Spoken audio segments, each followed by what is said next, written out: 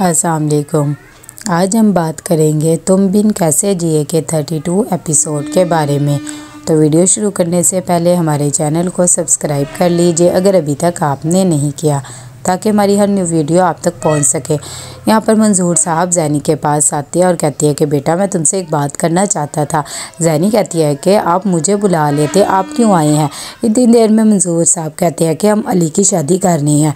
मेरे ख्याल से हमें तुम्हारी और साथ की भी कर देनी चाहिए, क्योंकि मैंने आस्का भाभी से वादा किया था। ये बात सुनकर जैनी कहती है कि ठीक है बाबा, जैसे आप लोगों की मर्ज़ी, मुझे कोई मसला नहीं है। लेकिन इसके बाबा कहते हैं कि मेरे लिए तुम्हारी मर्ज़ी ज़्यादा ज़रूरी है।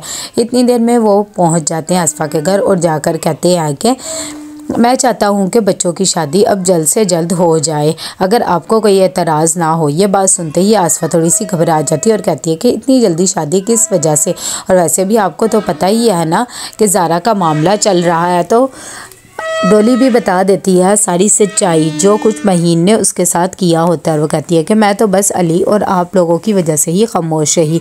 सरवत कहती है कि तुम्हारा ये बहुत ही एहसान होगा कि तुमने हमारे घर का सोचा, लेकिन तुम लोग को परेशान होने की ज़रूरत नहीं। ज़ारा को भी कोई इशू नहीं होगा और माँ हम तुमसे माफ़ी मांगेगी। ना चाहते हुए भी माँ हमको उससे माफ़ी मांगनी पड़ती है और वो अपने आप को छोटा फील करती है। यहाँ पर ज़ारा बहुत ज़्यादा परेशान होती है। उसे माही की बातें याद आ रही होती हैं कि मिरहा की तो दोस्ती तुम्हारे साथ है, दूसरी तरफ मिरहा की भी परेशानी होती है। मंजूर साहब कहते हैं कि मेरे ख्याल से अब हमें इनकी शादी की डेट रख लेनी चाहिए। वैसे भी वो लोग भी तो माही की शादी कर रहे हैं, इसीलिए उन्हें कोई एतराज़ नहीं होगा। आसफ़ा कहती है कि मुझे पता है आप मेरी बेटी का बहुत ज़्यादा ख्याल रखेंगे, अगर आप लोग यही चाहते हैं तो मेरी तरफ से कोई मसला नहीं, मेरी भी हाँ ही है। माही जब घर पहुँचती है तो वो जैनी को कहती है कि तुमने देख लिया डोली किस तरह मुझे नीचा दिखाना चाह रही थी। मुझे तो समझ में नहीं आता कि तुम लोग को क्यों नज़र नहीं आ रहा। और साथ ही कहती है कि माही की शादी किससे हो रही है। जैनी कहती है कि आपके दिमाग का तो हमें कुछ भी पता नहीं है, आपको तो हर कोई बुरा ही लगता है। साथ ही वो बता देती है कि आलम सर के भांजे के साथ हो रही है। वैसे भी आप उसे जानती होगी, जावियार को। यहाँ पर जावियार आ जाता है अपनी मम्मी के साथ माही के लिए शॉपिंग करने। तभी वो देखता है कि कोई बेस्ट सा ड्रेस मिले। कितनी देर में कॉल आ जाती है आलम साहब की। उनकी बीवी कहती है कि फ़िलहाल तो मैं घर नहीं आने वाली, मैं बहुत अच्छी सी शॉपिंग और ज्वेलरी वगैरह लेकर ही आऊँगी। दूसरी तरफ ज़ारा जाती है फरीदा के पास और कहती है कि मामी मुझे आपसे एक बहुत ज़्यादा ज़रूरी बात करनी है। तो वो कहती है कि हाँ बैठो, ये देखो मैंने ज़ेवरात निकाले हैं, कैसे लग रही है? मैं सोच रही थी माही की शादी पर उसे दूँगी और ये जावियार को सलामी वगैरह देने के लिए अच्छे लगेंगे ना? अच्छा हाँ मैं तो भूल ही गई, तुम बताओ तुम क्या कहने आई हो? तभी ज़ारा कहती है कि हाँ चीज़ें तो सब अच्छी है, मैं आपसे मिरहा की बात करने आई हूँ। वो किसी लड़के को पसंद करती है और 2-3 बार उससे मिल भी चुकी है। मैंने सोचा कि आपको बता दूँ, वरना आप कहेंगी कि मुझे तो बताया नहीं। इतनी देर में मिरहा भी चाय लेकर आ जाती है। फरीदा को बहुत ज़्यादा गुस्सा आया होता है और वो उस पर हाथ उठा देती है और कहती है कि तुमने हमने यार इज़्ज़त खाक में मिला दी। यहाँ पर सरवत आती है और माही को कहती है कि बाहर उसामा आया हुआ है, तुम बाहर क्यों नहीं आ रही हो?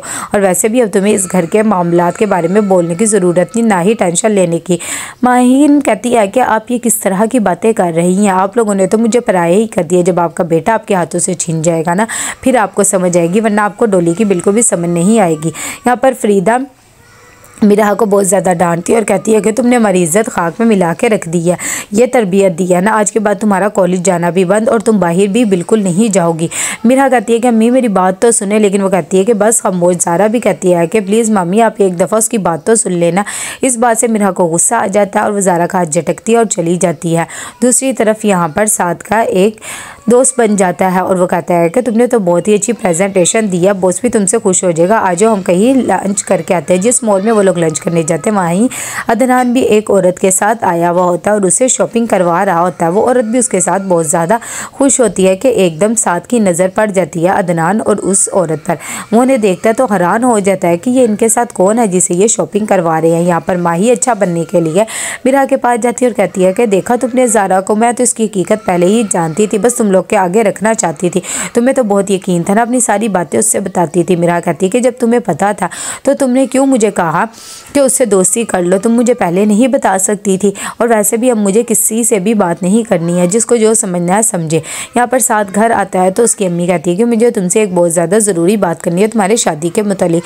साथ हैरान हो जाता है और कहता है कि क्या बात है? उसकी अम्मी उससे सारी बात बताती किस तरह माही महीन और डॉली की थोड़ी सी बहस हो गई थी, इसीलिए मंजूर साहब चाहते हैं कि अब उन लोगों की शादी जल्द जल्द हो जाए। जब ये बातें साद को पता लगती तो वो अपना आपा खोल देता है और कहता है कि उसकी हिम्मत कैसे, उसने मेरी बहन पे हाथ उठाया, अगर मैं उसकी बहन के साथ ऐसा करूँ तो उसे कैसा लगेगा, वैसे भी अगर वो लड़के वाले तो हम भी लड़के वाले हैं। लेकिन उसकी अम्मी उसे समझाती और कहती कि बस बहुत हो गया, वो लोग माफ़ी मांगने आए थे ना, यही उनका बड़प्पन है, और वो अपनी बेटी को भी लाए थे, उन्होंने भी माफ़ी मांगी, अब मैं इस बारे में कोई बात नहीं करना चाहती। ज़ारा बहुत ज़्यादा टेंशन में होती है, वो दिल में सोच रही होती है कि उसने ठीक भी किया है या नहीं किया कि इतनी देर में वहाँ पर फरीदा आ जाती है और कहती है कि अपने मामू से कोई भी बात करने की ज़रूरत नहीं है, जो कुछ तुमने मुझे बता दिया, क्योंकि वो गुस्से के बहुत ज़्यादा तेज़ है। साथ ही कहती है कि माई के ससुराल वालों को उसकी तलाक के बारे में नहीं पता और वो भी बात उन तक नहीं पहुंचनी चाहिए। ये सब बातें सुनकर ज़ारा हैरान हो जाती है और कहती है कि आप किसी रिश्ते की बुनियाद झूठ पर क्यों कर रही हैं, मेरे ख्याल से तो ऐसा नहीं करना चाहिए। दूसरी तरफ साथ बहुत ज़्यादा परेशान होता है। जब से उसे शादी की बात पता लगती है वो ज़ारा को कॉल करता है, लेकिन वो उसकी कॉल अटेंड नहीं करती, तो वो सोचता है कि अब मैं ज़ैनी से ही बात कर लूँ।